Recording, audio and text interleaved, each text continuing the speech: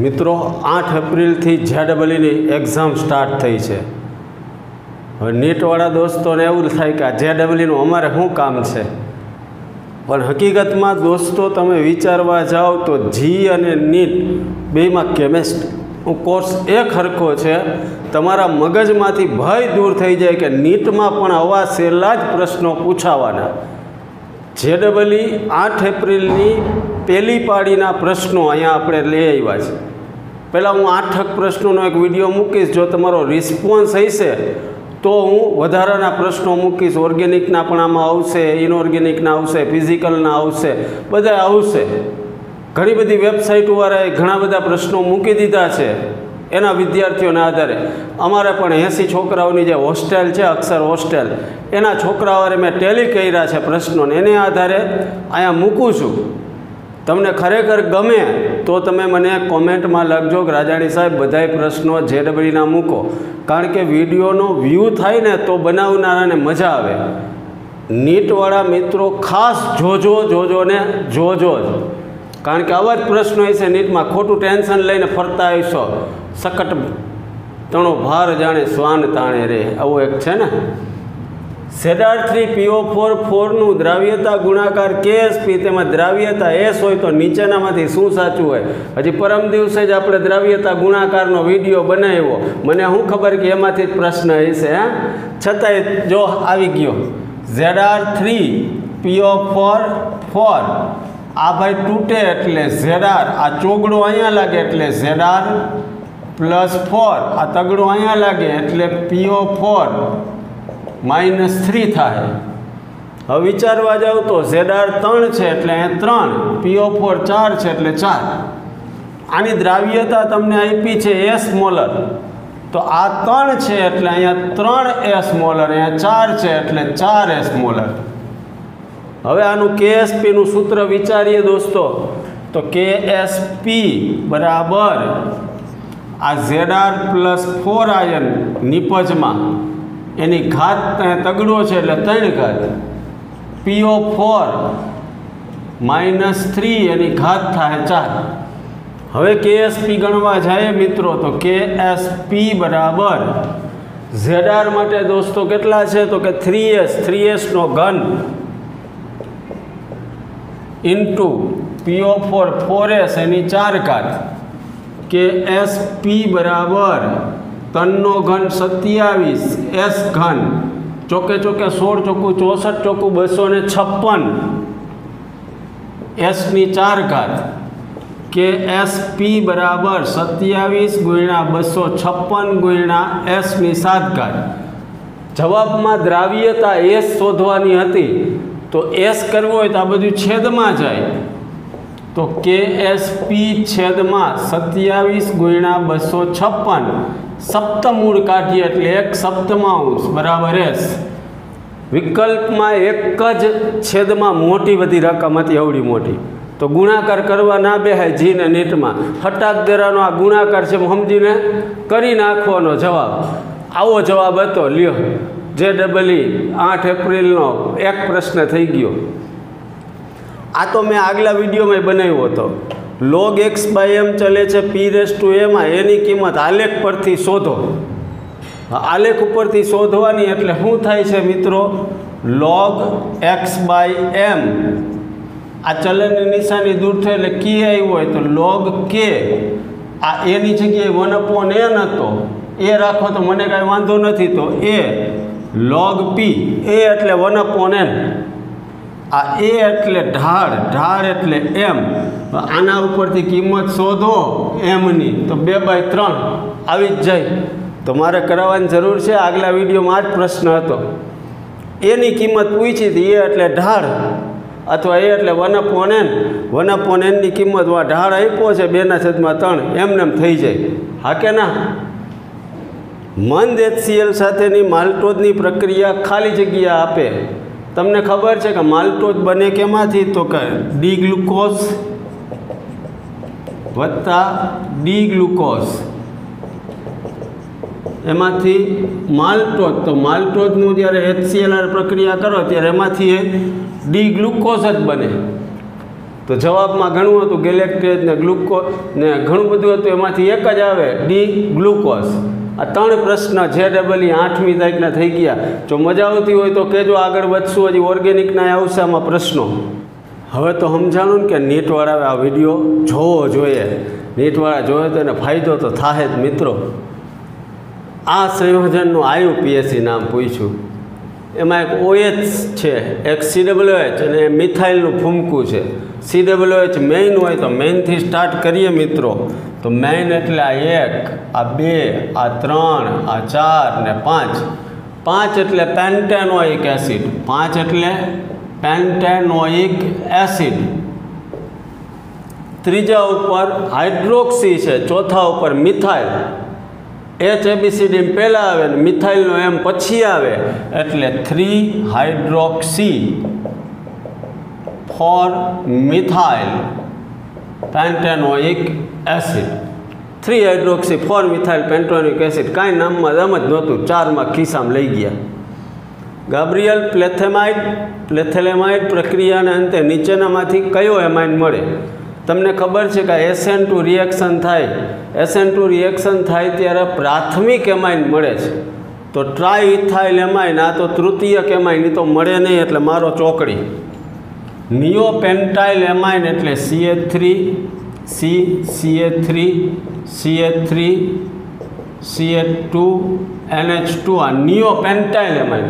ચતુર્થક butyl amine એટલે CH3 C CH3 CH3 NH2, અને normal butyl amine એટલે CH3 CH2 CH2 CH2 NH2. આ ત્રણેય પ્રાથમિક છે, પણ આમાં અવકાશી અવરોધ વધારે પડતા છે, એટલે આ નિપજ ગણી શકાય નહીં. એટલે નોર્મલ બ્યુટાઇલ એમાઇન મેળવી શકાય. હાવ હેલા 4 માર્કના ઓર્ગેનિકને. તમારી ડિમાન્ડ હશે તો બધાય પ્રશ્નો મૂકશું. JEE જોજો. ઘણું બધું મારે જોવું પડે, કેટલી બધી વેબસાઇટ ગોતવી પડે, મારા વિદ્યાર્થીઓને પૂછવું પડે કે આ પ્રશ્નો આ પૂછાણા હતા જ. વિદ્યાર્થીઓ પ્રશ્નને યાદ કરે ને એને આધારે બધા પ્રશ્નો બની જાય, પણ તમે જોવો નહીં તો એની કાંઈ વેલ્યુ નહીં. દ્રાવણમાં A અને B ઘટકો છે. A અને Bના શુદ્ધ બાષ્પ દબાણ 400 મિલીમીટર અને 600 મિલીમીટર છે. પ્રવાહી કલામાં Bના મોલન્સ 0.5 છે. તો કુલ દબાણ અને બાષ્પ કલામાં A અને Bના મોલન્સ શોધો.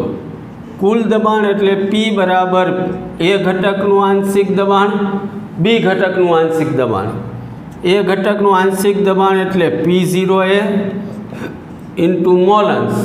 B ઘટકનું આંશિક દબાણ એટલે P0 ઇન્ટુ મોલન્સ. P0 એ આપ્યું છે A ઘટકનું 400, P0B B ઘટકનું 600.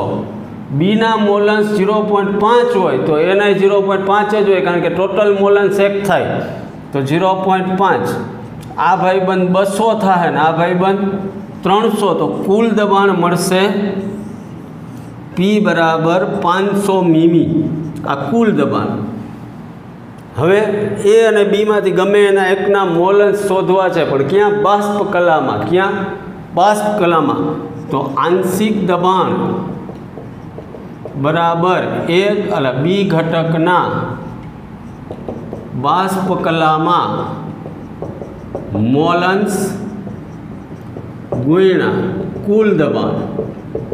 અહીંયા બીનું આંશિક દબાણ, બીનું. હવે બીનું આંશિક દબાણ તો અહીંયા 300 તમે ગણી જ લીધું દોસ્તો. 300 B ઘટકના બાષ્પ કલામાં મોલ અંશ કુલ દબાણ કેટલું આવ્યું હતું? 500. અહીંયા ન લખું ને, છેદમાં ડાયરેક્ટ જવા દઉં. 3/5 એટલે 0.6. તો y ઓફ B બરાબર 0.6. તો y ઓફ A એટલે A ઘટકના બાષ્પ કલામાં મોલન્સ એટલે 0.4. સાવ સહેલા દાખલા. JEE માં 6 દાખલા તમે જોઈ લીધા. હાવ હેલા. હજી આગળ વધીએ છીએ, તમને ગમે તો કહેજો, બધાય મૂકવા છે 8 થી 12 તારીખના, પણ તમને ગમે તો, બાકી મૂકવા નથી. આજે જો ઓછામાં ઓછા 150 વ્યૂ થાય આમાં, તો મને એમ ઈચ્છા થાય કે રાજાણી સાહેબ બધાય મૂકો, કારણ કે અમારી ટીમ ના પડે કે આ કોઈ જોતું નથી સાહેબ. આ બધાને એમ છે કે નીટમાં કાંઈ કામ ન, પણ આ કામ આવે ભાઈ. આ બધા કન્સેપ્ટ નીટમાં પણ પૂછાય છે, હા કે ના? મિત્રો 30માંથી 6 પ્રશ્નો તમે જોઈ લીધા, હાવ હેલા છે એ ખબર પડી ગઈ. જીના પેપરમાં કાંઈ ન હોય અને પાછું 360માંથી 100 ઉપર આવે એટલે 91 PR થઈ જાય. નીટમાં પણ આવું જ પૂછાય છે, મૂંઝાવાની જરૂર નથી. શક્તિના ઉતરતા ક્રમમાં ગોઠવો, NLMS આપ્યા છે તો આપણે જોવાનું હોય શક્તિ જેની ઊંચી એનો N+L ઊંચો, અને જેની શક્તિ નીચી એનો N+L નીચો. તો અહીંયા 4 ને 2 6 એટલે સૌથી ઊંચી શક્તિ થાય Bની, અને સૌથી નીચી 3 ને 1 4 એટલે Dની. સૌથી ઊંચી Bની ને સૌથી નીચી Dની. અહીંયા એમાં 4 + 1 એટલે 5, 3 + 2 એટલે 5. બે હરખા હોય તો બેને કંઈ હરખું ન દઈ દે, પણ જેનો N ઊંચો એની શક્તિ વધારે, જેનો N નીચો એની શક્તિ ઓછી. તો અહીંયા N ઊંચો છે ને N નીચો છે, એટલે B કરતાં ઓછું તાકાતવાળું A, એનાથી ઓછું C, અને છેલ્લું ભાઈબંધ D. આ ઉતરતો ક્રમ લ્યો. છે કાંઈ દમ? C2H5NH, NH3, C2H5 thrice N, Kbના ઉતરતા ક્રમમાં ગોઠવો. Kb માટે અહીંયા જોવા જાય તો અહીંયા જેટલી પ્લસ આ ઇફેક્ટ છે મિત્રો 2 C2H5, એના કરતાં અહીંયા પ્લસ આ ઇફેક્ટ વધારે છે. એક તો Kb માટે તમારે બેઝિકતા વિચારો, જેની બેઝિકતા ઊંચી એનો Kb ઊંચો, જેની બેઝિકતા ઊંચી એનો Kb ઊંચો. અને બીજું એક વિચારવાનું એનું પાણી સાથેની પ્રક્રિયા. આ એમોનિયામાં H+ આવે તો અહીંયા હાઇડ્રોનિયમ આયન થઈ જાય, હાલો એમોનિયમ આયન NH4+. આ પ્લસ છે એ ચારેય બાજુથી હાઇડ્રોજન બંધ બનાવે, દેખાય છે ચારેય બાજુથી. બે વસ્તુ જોઈ, આની પ્લસ આ ઇફેક્ટ કરતાં વધારે પડતી છે. આ પાણી સાથે અહીંયા હાઇડ્રોજન બંધ બનાવે, પાણી H2O, અહીંયા H2O, H2O, H2O ચારેય બાજુથી. તો બેઝિકતાની દ્રષ્ટિએ વિચારવા જાઓ ને Kbની દ્રષ્ટિએ તો બે જોવાનું, પ્લસ આય અને પાણી સાથેની ઇફેક્ટ. આને કારણે જોવા જાઓ તો સૌથી પહેલો ક્રમ આવશે A, બીજો ક્રમ આવશે B અને C, અને છેલ્લો આવશે B. મિત્રો સમજાય છે? હા કે ના તો કહેજો. A FCC રચના ધરાવે છે, B અષ્ટફલકીય છિદ્રોનો અડધો ભાગ રોકે, જ્યારે O બધા જ ચતુષ્ફલકીય છિદ્રોમાં ભરાય છે, બધા ચતુષ્ફલકીય છિદ્રોમાં ભરાય છે. તો સંયોજનનું સૂત્ર કયું હોઈ શકે? A FCC રચના ધરાવે એટલે એની સંખ્યા 4 હોય. જેટલી FCC પરમાણુની રચના હોય એટલા જ અષ્ટફલકીય છિદ્રો હોય. અષ્ટફલકીય છિદ્રો કેટલા હોય તો કે 4. ચતુષ્ફલકીય છિદ્રો એના કરતાં બમણા હોય એટલે 8. પણ B છે એ અષ્ટફલકીયનો અડધો ભાગ ભરે છે, એટલે 4નો અડધો એટલે 2, તો B 2 આવશે. અને O બધાય ચતુષ્ફલકમાં છે એટલે 8, તો O બરાબર 8. એની કિંમત 4 છે, એના કરતાં અડધી છે એ ચતુષ્ફલકીય છિદ્રો એના જેટલા જ અષ્ટફલકીય હોય ને એના કરતાં ડબલ ચતુષ્ફલકીય હોય. 4 તો A આવ્યા, B છે એ અડધો ભાગ ભરે છે અષ્ટફલકીયનો એટલે 2 જ હોય. C O છે એ ચતુષ્ફલકના બધાય છિદ્રો એટલે 8 8માં ભરે એટલે O 8 હોય. તો સૂત્ર આવું થાય A4B2O8 અથવા A2BO4. ફાવેબલ છે?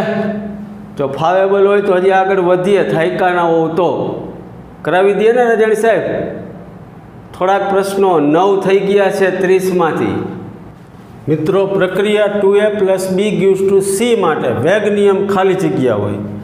A, B અને વેગની કિંમત આપી 0.05, 0.05, 0.045, 0.10, 0.05, 0.09, 0.20, 0.10, 0.72. આના વેગ નિયમનું સૂત્ર આવું કંઈક થાય, વેગ બરાબર કે a⁻x b⁻y. લાંબી રીતે મેં એક ફેરે તમને ગણાવી દીધો છે અને તમને આવડી ગયો છે કે બધાની કિંમત મૂકીને 3 સમીકરણોને અંદરો અંદર ભાગાકાર કરો.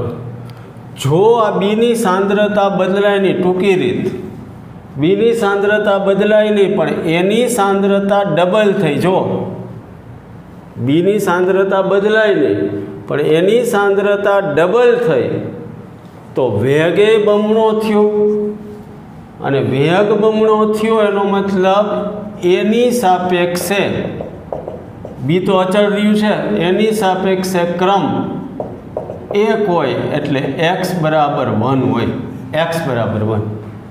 હવે આનો વિચાર કરીએ કે એની સાંદ્રતા ડબલ થઈ, બીની સાંદ્રતા ડબલ થઈ. જો 10 માંથી 20, 0.05 માંથી 10, ત્યારે વેગ 8 ગણો થયો.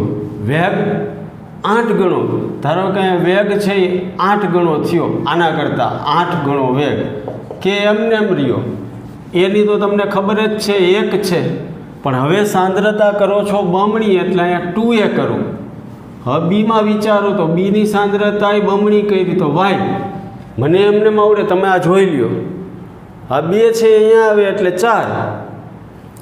આ વેગ છે એ આ બે ઉડાડો તો વેગ ઉડી જાય. તો અહીંયા વિચારવા જાઓ તો 4 બરાબર 2y વધે, તો y બરાબર 2.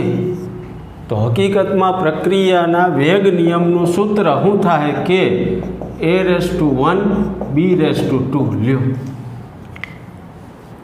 સાંદ્રતા અચળ રહી બીની, પણ પ્રક્રિયક એની સાંદ્રતા ડબલ થઈ ત્યારે વેગ ડબલ થાય તો એની સાપેક્ષે પ્રથમ ક્રમ.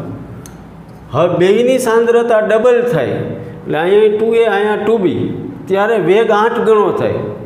આને લીધે બમણો થયો હોય એટલે હકીકતમાં આને લીધે 4 ગણો થયો હોય, બીને લીધે 4 ગણો થયો મતલબ 2નો વર્ગ ગણો થયો હોય, એટલે y બરાબર 2. લાંબી રીતે આવડે, ટૂંકી રીતે આવડે, જે રીતે ફાવે એ રીતે 4 માર્ક જવા નથી દેવાના. ફાવેબલ છે. e ડિગ્રી ઓફ S2O8 -2 થી SO4 -2 2.05, e degree of Br2 થી Br -1.40, e degree of Au+3 થી Au 1.10, e degree of O2 થી H2O 1.20. બધાના રિડક્શન પોટેન્શિયલ આપ્યા છે. આ માહિતીના આધારે પ્રબળ ઓક્સિડેશન કરતા કયો છે હું કહી દઉં, તમને ગાયો આવડી જવાનો. એક વખત વિચારો તો ખરી, તમારા સાહેબે કીધું એ છે કે જેનું રિડક્શન પોટેન્શિયલ ઊંચું કે જેનું રિડક્શન પોટેન્શિયલ નીચું એ પ્રબળ ઓક્સિડેશન કરતા કે રિડક્સ, એ બાને તમે વાંચશો નીટમાં આવશે 4 માર્ક. તો રાજાણી સાહેબને યાદ કરશો. 11 પ્રશ્નો અહીંયા પૂરા કરીએ. જો ગમતું હોય તો કહેજો, બધાય દિવસના પેપર મૂકશું. મળતા રહેશું. જય સ્વામિનારાયણ.